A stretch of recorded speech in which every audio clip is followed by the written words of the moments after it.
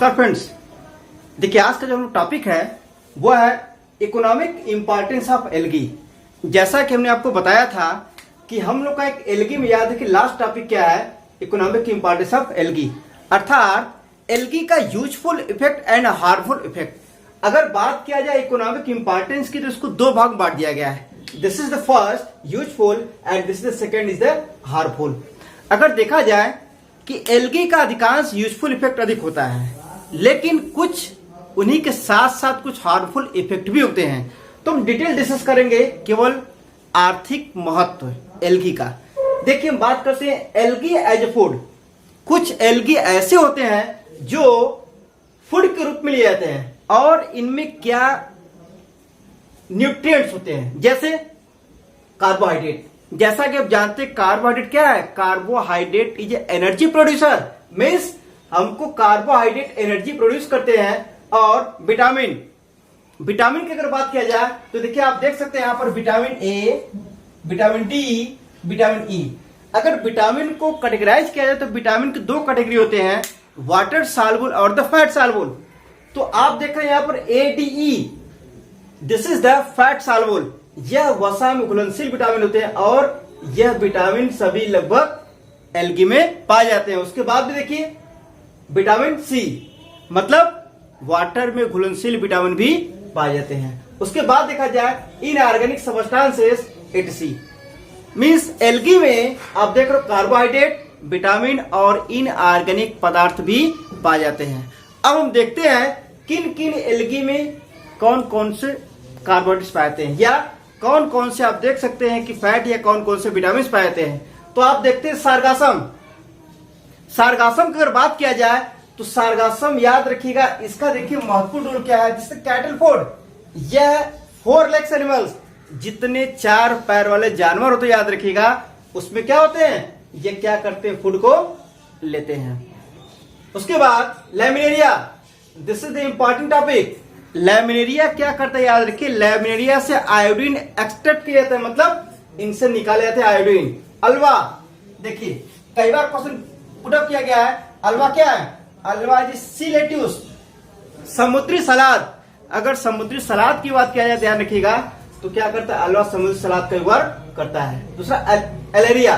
उसके बाद देखिए आप क्लोरेला, क्लोरेला में मुख्य रूप से विटामिन ए, विटामिन डी मुख्य रूप से पाए जाएंगे, मतलब वसा में घुलनशील विटामिन मुख्य रूप से इसमें पाए जाते हैं। और उसके बाद अगर बात किया जाए स्पाइरुलिना, देखिए एक महत्वपूर्ण बात, यह जो स्पाइरुलिना जो कैप्सूल होता है याद रखिएगा, मुख्य रूप से स्पाइरुलिना आप मार्केट में कैप्सूल भी इसके मिलते हैं और यह कैप्सूल मुख्य रूप से याद रखिए प्रोटीन रिच कैप्सूल होते हैं, मतलब इनमें बहुत अधिक मात्रा में क्या प्रोटीन फाइंड आउट होते हैं।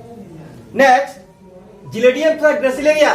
जिलेडियम और ग्रेसिलेरिया जो एल्गी होते हैं, उन एल्गी से अगर आपको कई बार यही क्वेश्चन पूछा गया, व्हाट इज अगर, तो अगर क्या, अगर जो find out the algae what gelidium and the gracilaria, means gelidium और ग्रेसिलेरिया एल्गी से क्या होते हैं, अगर प्राप्त किए जाते हैं। और इन देखिए अगर का वर्क क्या, देखिए अगर का मेन वर्क क्या है, यह जेली फॉर्म में होते हैं, मीन्स जेली बनाया जाता है और आइसक्रीम में भी इसका यूज किया जाता है।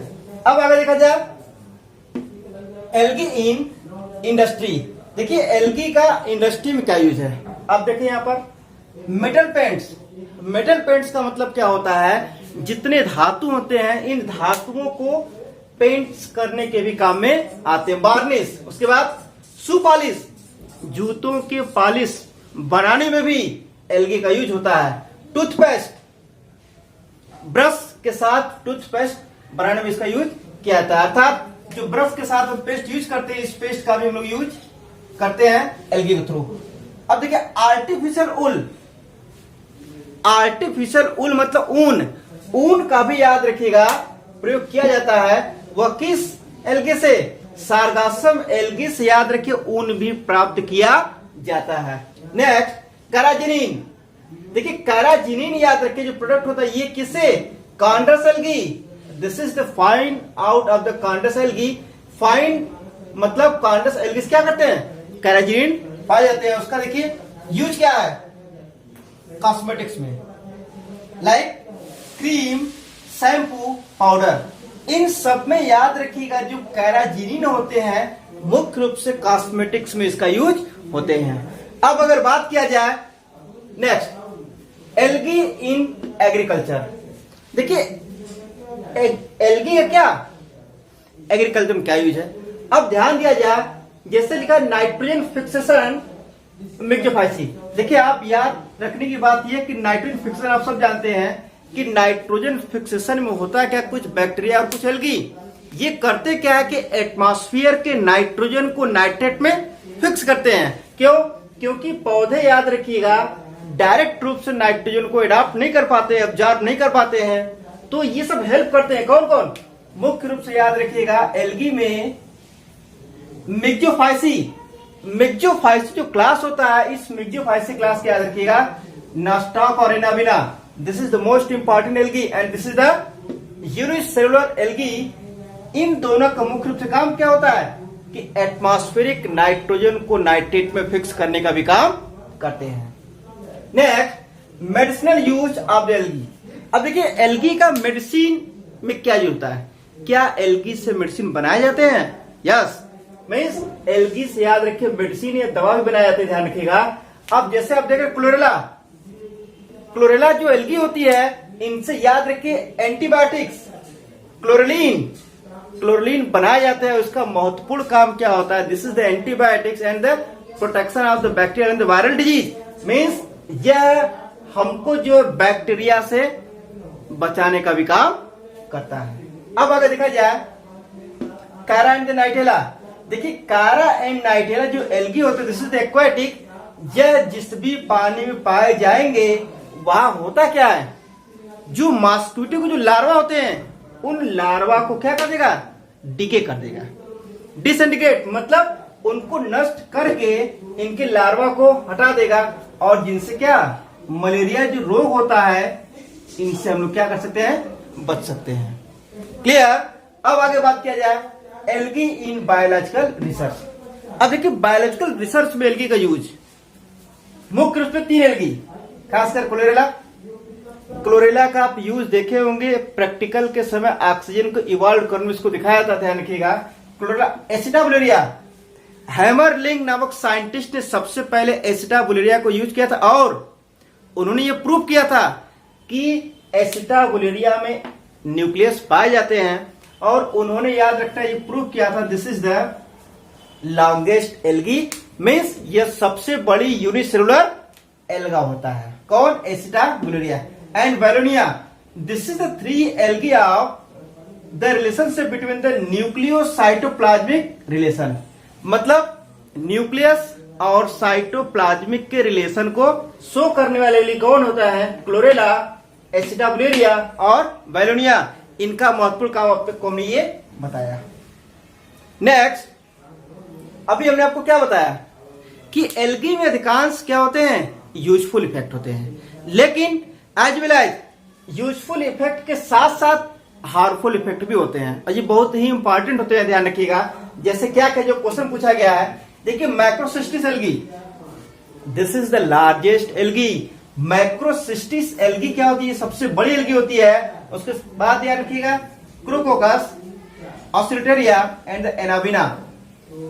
ये ऐसे मुख्य रूप से 4 एल्गी होते हैं जिनका काम क्या होता है? वाटर ब्लूम, जल में उफान उत्पन्न करते हैं। याद रखिएगा इसका मतलब क्या होता है कि ये वाटर को बैड स्मेल प्रोवाइड करते हैं, मीन्स दुर्गंध प्रोवाइड करते हैं। और इस दुर्गंध की वजह से क्या होते हैं? जो वहां के माइक्रो ऑर्गेनिज्म होते हैं नष्ट हो जाते हैं।